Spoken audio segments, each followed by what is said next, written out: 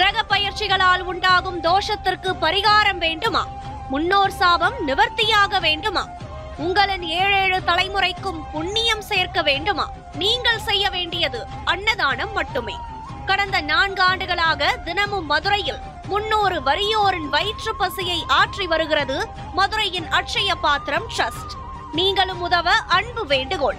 மேலும் தொடர்பிற்கு நெல்லை பாலு, நிறுவனர் 9442630815. நடமாடும் தெய்வமாய் விளங்கி நானிலத்தில் உள்ளவர்களை எல்லாம் நல்வழிப்படுத்திய காஞ்சி பெரியவரின் மகிமை குறித்து மதுரை அனுஷத்தின் அனுகிரகம் நிறுவனர் நெல்லை பாலு அவர்கள் தொகுத்து வழங்கும் ஸ்ரீ மகா பெரியவா மகிமை சிறப்பு தொகுப்பு. ஹரஹர சங்கர, ஜெய ஜெய சங்கர, காஞ்சி சங்கர, காமகோடி சங்கர. எல்லாம் வல்ல நம் ஜெகத்குருவின் திருவருளால் இந்த நாள் இனிய நாளாக அமைய அன்பு பிரார்த்தனைகள். பெரியவா தொட்டு நாம் தினந்தோறும் ஏதேனும் ஒரு செய்தியை நாம் அனுபவித்து வருகிறோம்.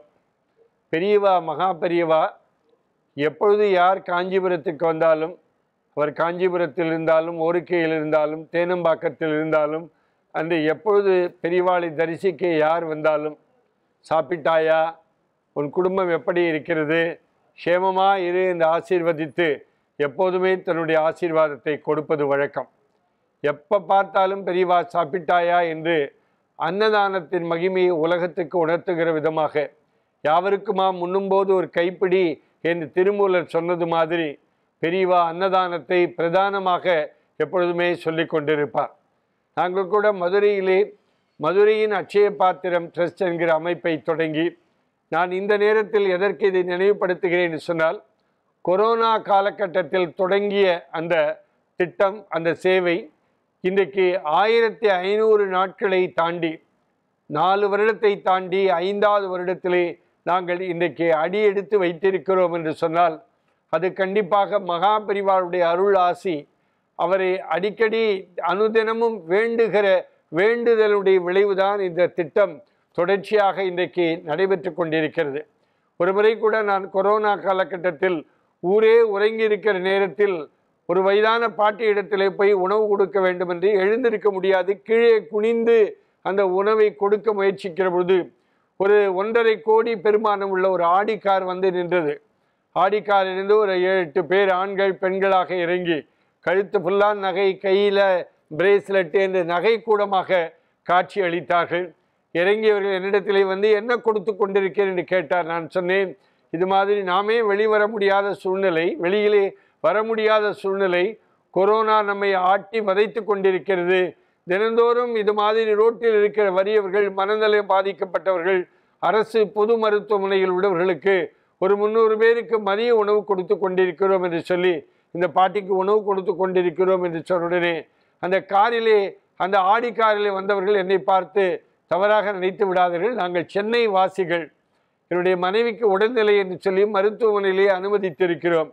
இன்றைக்கு ஞாயிற்றுக்கிழமை, இன்றைக்கி ஊர் முழுக்க தேடிவிட்டு வந்திருக்கிறோம். 2.5 மணி நேரமாக தேடிக்கொண்டிருக்கிறோம். ஒரு ஹோட்டல் கூட இல்லை சார், வயிறு பசிக்குது சார், எங்களுக்கு சாப்பாடு தருவீங்களா என்று அன்றைக்கி கேட்டார்கள். பார்த்தீர்களா? அன்றைக்கு தான் புரிந்து கொண்டேன், பசி வந்திடில் 10ம் பறந்து போகும் என்கிற வார்த்தைக்கான அர்த்தத்தை நான் புரிந்து கொண்டேன். அன்றைக்கு வந்தேன். கூட வந்தவர் கூட பெரிய பணக்காரராக இருக்கிறார், நீங்கள் கூட டொனேஷன் கேட்கலாமே, கொடுப்பாரே என்று சொன்ன உடனே, இல்லை இல்லை, பசிக்கிறது, உணவு தாருங்கள் கேட்ட இடத்திலே போய் நாம் கேட்கக்கூடாது என்று நான் அவரிடத்திலே சொன்னேன். இதை எதற்காக தெரிவிக்கிறேன் சொன்னால், மதுரையினுடைய அட்சய பாத்திரம் ட்ரஸ்ட் மூலம் வறியவர்களுக்கு உணவு கொடுக்கிற திட்டம் தொடர்ச்சியாக நடைபெற்று கொண்டிருக்கிறது. இந்த காணொலியை பார்த்து கொண்டிருக்கிற பெருமக்கள், என்னுடைய ஜிபே எண் 9442630815 இல்லது மதுரையின் அட்சய பாத்திரம் ட்ரஸ்ட் என்கிற பெயரிலே G102 சாந்தி சதன் குடியிருப்பு, கோச்சடை, மதுரை 16 என்ற முகவரிக்கு கூட செக்கோ அல்லது மணி ஆர்டரோ நீங்கள் அனுப்பி, என்னால் இது மாதிரி உதவி செய்வது என்பது பித்திருக்களுக்கு, மூதாதைகளுக்கு திதி கொடுத்த புண்ணியம் கிடைக்கும் என்பதனாலே இது பார்த்து கொண்டிருக்கிற உலகம் முழுக்க இருக்கிற நியூஸ் 7 அன்பர்கள் கண்டிப்பாக இந்த அற்புதமான திட்டத்திற்கு உதவுவார்கள் என்கிற நம்பிக்கை எனக்கு நிறையவே இருக்கிறது. மகா பரிவாருடைய சாப்பிட்டாயா என்பதற்கான அந்த ஒரு பெரிய செய்தியை இந்த நேரத்தில் நான் நினைத்து பார்க்கிறேன். ஹரஹர சங்கர ஜெய ஜெய சங்கர காஞ்சி சங்கர காமகோடி சங்கர. எல்லாம் வல்ல நம் ஜெகத்குருவின் திருவருளால் இந்த நாள் இனிய நாளாக அமைய அன்பு பிரார்த்தனைகள். ராம் ராம். ஓம் ஸ்ரீ மகாபெரிவா திருவடிகளே சரணம்.